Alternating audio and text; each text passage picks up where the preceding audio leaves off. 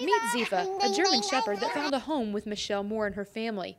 Ziva was adopted with her sister Sophie, but just 2 months ago, Michelle took Sophie to get spayed at the Humane Society, and something went wrong. And so she went in that morning, and about 10 o'clock I got a phone call from the vet, and he was really upset talking, and he said that during the surgery they were almost finished, and that she started having respiratory problems, and they tried to ventilate her, and that didn't work, and they continued trying, and then her heart stopped and they weren't able to revive her. Michelle says she and the vet were so shocked they offered to do an autopsy.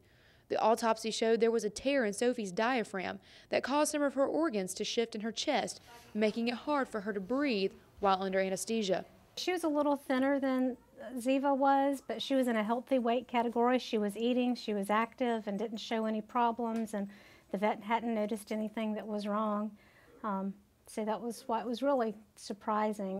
We wanted to talk to the Humane Society about their procedure and what went wrong, but they refused to talk about it. We did get to talk to Director Wayne Branisel on Spay Day in February, and he says they stay pretty busy with these surgeries. We do about 50 animals a day, so our capacity is pretty much met, and we're happy to be able to provide the service. Veterinarian Amanda Thomas says complications just happen sometimes with these procedures.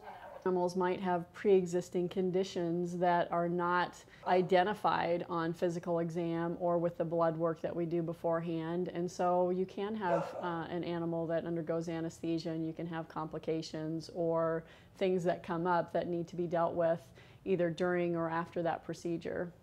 She says having a good physical exam before procedures, safe anesthesia protocol, and certified nurses in the room monitoring these animals are the key factors in successful surgeries. Vet techs are really important during these operations because they help the veterinarian pay more attention to the patients, because they're the ones that come in and check the eyes to make sure they're still blinking and grab their paws to make sure they still pull them back. This lets them know that they're on the right breathing levels. Dr. Thomas says even though these surgeries become routine, there's still a high level of skill that goes into them, and good techs make the job easier. Michelle says the director of the Humane Society told her they usually don't have complications. He said that he had been there for 3 years, and they do thousands of these surgeries every year, and that this was only the second dog that they had lost in the time that he had been there. So they have a very high success rate. The loss of Sophie has been hard on Michelle and her family, but they do plan on getting Ziva a playmate. Michelle says they still believe you should get animals spayed and neutered. They just plan on being extra cautious with checkups before surgeries in the future. Morgan Weaver, Carolina News.